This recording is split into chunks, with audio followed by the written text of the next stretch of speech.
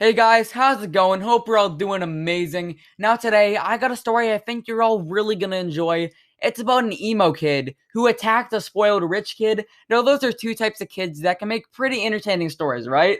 And I figured you guys would all like this one, so let's just jump right into it. Alright, so I was told this story by one of my cousins who told me that this whole thing happened earlier this year, and at school there was a really weird emo kid who I'm gonna call Peter for this story.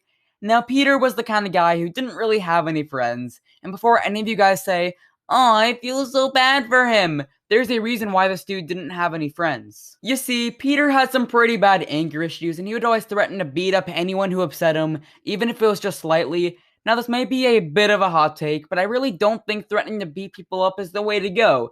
Like, no one's gonna like you, no one's gonna want to be your friend, and that's exactly Peter's situation. In all seriousness, just don't go around threatening to fight people. Like, it's a terrible idea, so just, don't do it.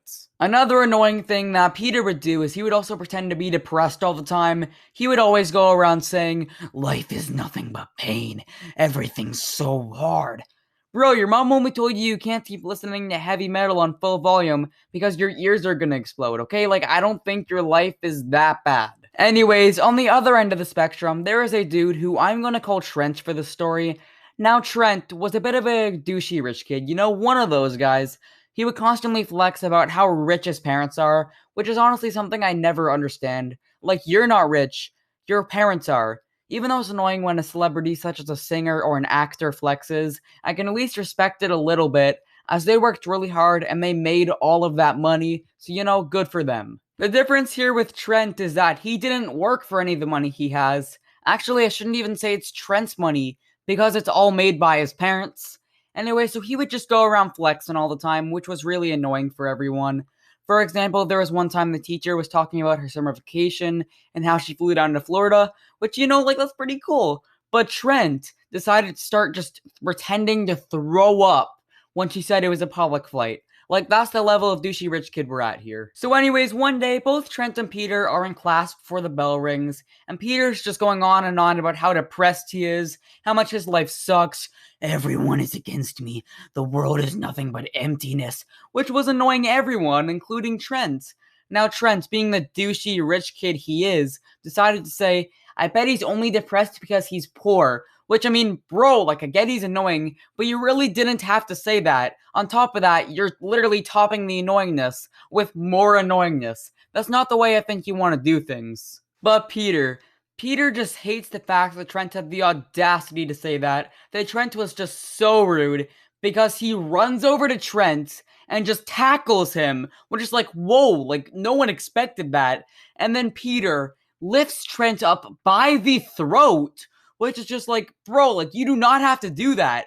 Peter, I get the Trent said something that annoyed you, but it should not trigger that type of response, especially when you were being even more annoying to begin with. As for Trent, when this guy had a reputation for threatening to attack people, you should have realized he was gonna do something. I don't think anyone could have predicted this response, but Peter was definitely gonna do something in retaliation, so Trent should have been a bit more careful. Anyway, so Peter is lifting Trent up by the throat, and then Trent just punches him, like, right in the face. So Peter's down on the ground, looking like he's gonna cry. Which, I mean, bro, like, you're the one who started this fight, so this is all on you.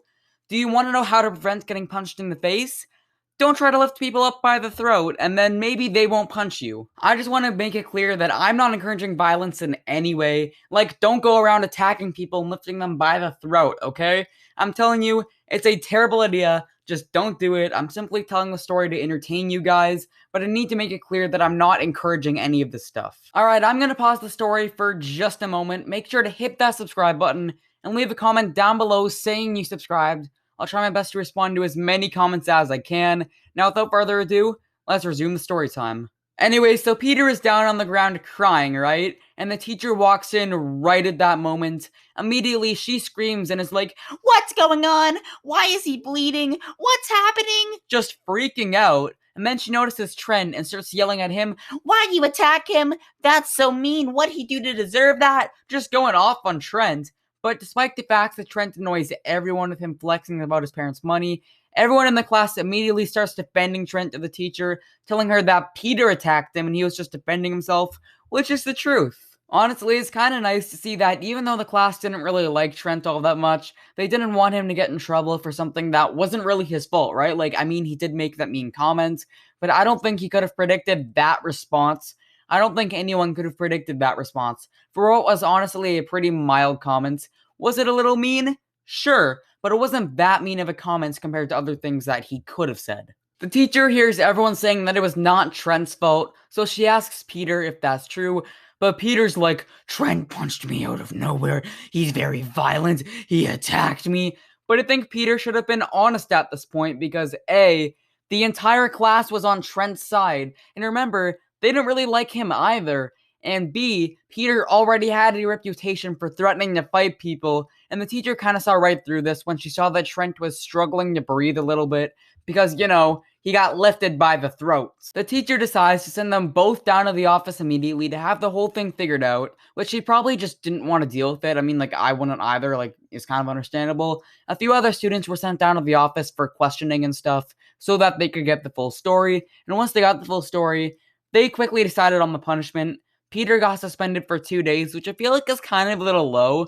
I mean, like, if it was up to me, he would have been suspended for like a week, right? Like, I feel like that's the proper punishment, but hey, sometimes that's just how it goes. Trent, on the other hand, got 1 day of detention, and that's it. With the other students telling the principal what really happened, giving him the full story, it was pretty easy to figure out who the bad guy was in the situation. What's really amazing about this is the fact that it breaks the stereotype of both people involved in a fight getting suspended. I really hate the fact that usually when there's a fight at school, both people involved get in trouble, both people get suspended, regardless of whether they were attacking each other or one was just defending themselves. Luckily, I guess the principal of the school had common sense because they were able to quickly realize that Trent was just defending himself. So after both punishments ended, Trent got a little more respect from people. Now, he still wasn't really liked by anyone, as he would still flex and stuff, but they still respected him a little bit, as he was now known as the guy who was able to fight off the angry emo kid. As for Peter, let's just say he kind of stopped threatening to fight people after that. Like, what were they gonna say? You go, I'm not afraid to fight you. And they just say, like you fought Trent? Like, I can imagine Peter's confidence went down quite a bit, considering he was on the floor crying. Let me say that again. Crying after just one punch. Anyways, I think that's gonna do it for today's story time. If you enjoyed this video, make sure to share it with someone you also think is gonna enjoy it. And if you have a story you think would be great for the channel, you think it would be an entertaining video, DM me on Instagram. The link is in the description. I'm running pretty low on video ideas, so I'd really appreciate it. And if you want to listen to more stories just like this, I got an hour-long compilation on screen right now. There's some really entertaining stories on there, such as a kid spanking his principal.